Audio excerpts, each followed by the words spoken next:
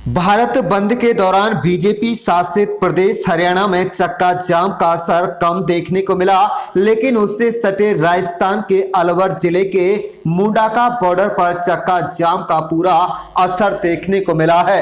हरियाणा तथा राजस्थान के समाज सेवियों के अलावा कांग्रेस पार्टी के नेताओं ने भी चक्का जाम में शिरकत की है। रामगढ़ राजस्थान की विधायक साफिया जुबैर ने चक्का जाम कार्यक्रम में पहुंचकर शोभा बढ़ाई तथा भाजपा सरकार को जमकर कोसा। पत्रकारों से बातचीत के दौरान रामगढ़ कांग्रेस विधायक साफिया जुबैर ने कहा कि किसान आज सड़कों पर विरोध कर रहा है, कल पीएम हाउस तक विरोध होगा। बीजेपी सरकार किसानों के हक में नहीं है। किसानों की आय दोगुना करने का दावा करते थे, लेकिन अब उस पर तलवार चलाने का काम भाजपा सरकार कर रही है। किसान खून के आंसू रो रहा है, वह इन तीन काले कानूनों के लागू होने पर मजदूर बनकर रह जाएगा। अन्नदाता जो सबका पेट भरता है, वह खुद दाने दाने को मोहताज हो जाएगा।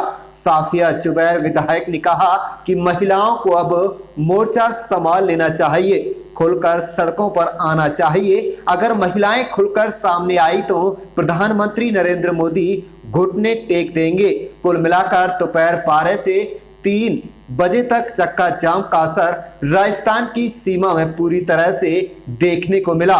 इस चक्का जाम में भारी भीड़ जुटी। चक्का जाम में हरियाणा तथा राजस्थान दोनों राज्यों के किसान व समाज सेवी मौजूद रहे। आप देख रहे हैं मेवात से लियाकत अली की रिपोर्ट। किसानों की ताजा खबरें रोजाना जरूर देखें। आप बने रहिए हमारे साथ।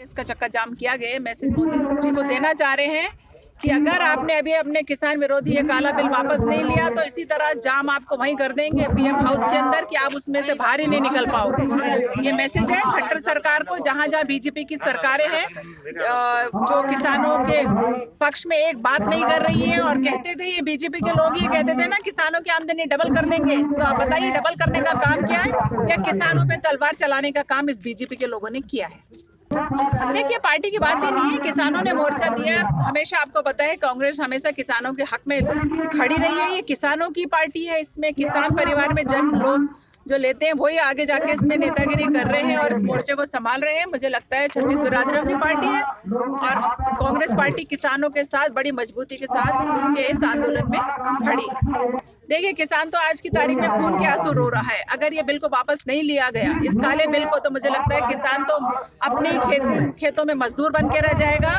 और मुझे लगता है आने वाले समय में पर दाने दाने के लिए मोहताज हो जाएगा यही किसान जो आज की तारीख में अन्नदाता है और सभी लोगों के घरों में 2 वक्त की रोटी का बंदोबस्त खून पसीने की कमाई से करता है। और ये किसान सिर्फ आदमी नहीं, हमारे देश की 70% महिलाएं हैं जो किसान हैं, जो खेतों में लावणी भी करती है, पानी भी लगाती है, काटती भी है, सब्जियां बोती भी है, सारे काम महिलाएं करती है। तो मुझे लगता है एक प्रकार से ये इस काले कानून को लाके मोदी सरकार ने महिलाओं के रोजगार को भी एक लात मारी है। मैं किसान महिलाओं को ये मैसेज देना चाहूंगी कि आप भी खुल के आइए सड़क पे और ये मोदी सरकार का जो किसानों का काला बिल आया है इसको वापस लेने के लिए अगर महिलाएं मोर्चा संभाल लेंगी 2 दिन नहीं लगेंगे, मोदी जी घुटना टेक देंगे एकदम से।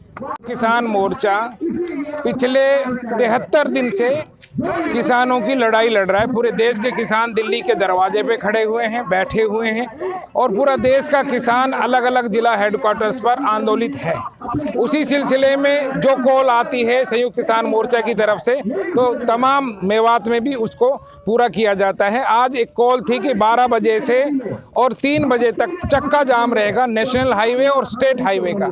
उसी सिलसिले में आज राजस्थान और हरियाणा के तमाम जो आसपास के लोग हैं मेवात के, वो सब यहाँ पर 248A पे चक्का जाम करके बैठे हुए हैं और आप देख रहे हैं यहाँ पर भीड़ है, लोगों में उत्साह है।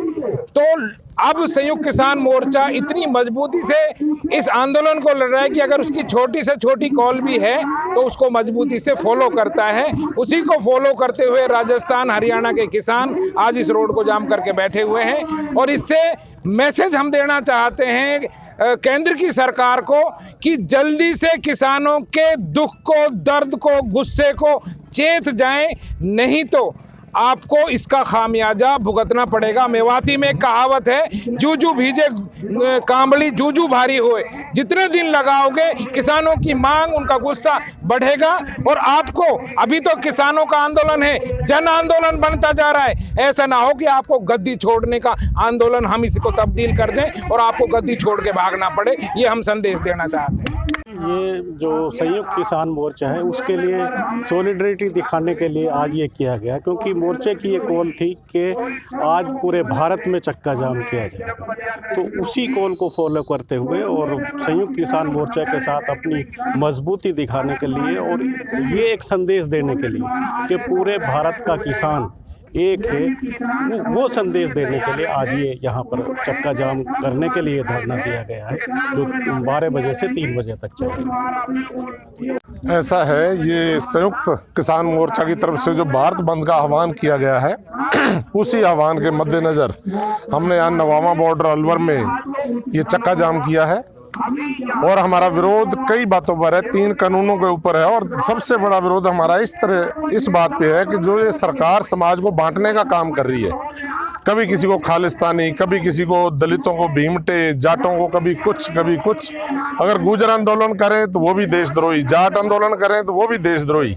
ये जो समाज को बांटने का काम कर रहा है, मेरी समझ से ये बहुत देश विरोधी कार्य है और हम देश की एकता अखंडता के लिए भी लोगों को जागरूक कर रहे हैं कि हमारा देश एक है। इस देश की आज़ादी में, इस देश को आगे बढ़ाने में सभी समुदायों का, सभी धर्मों का, सभी जातियों का, सबका सहयोग है और उसी तरीके से हम आगे भी इस देश को एक रखने के लिए और ये सामाजिक भेदभाव जो सरकार फैला रही है इसके खिलाफ भी हम लोगों को जागरूक कर रहे हैं। और ये जब तक संघर्ष हम जारी रखेंगे, जब तक सरकार ये तीनों कानून वापस नहीं ले लेती और एमएसपी को एक संवैधानिक रूप नहीं देती है, कानून का रूप नहीं देती, जब तक ये आंदोलन हमारी जो 40 मेंबरी कमेटी है संयुक्त किसान मोर्चा की, उनके निर्देशानुसार आगे हम करते रहेंगे। जैसे भी हमारा हाईकमान जैसे भी आदेश करेंगे, दिल्ली में बैठे हमारे बड़े नेता, उनके दिशा निर्देश के अनुसार हम आगे अपना काम बढ़ाएंगे।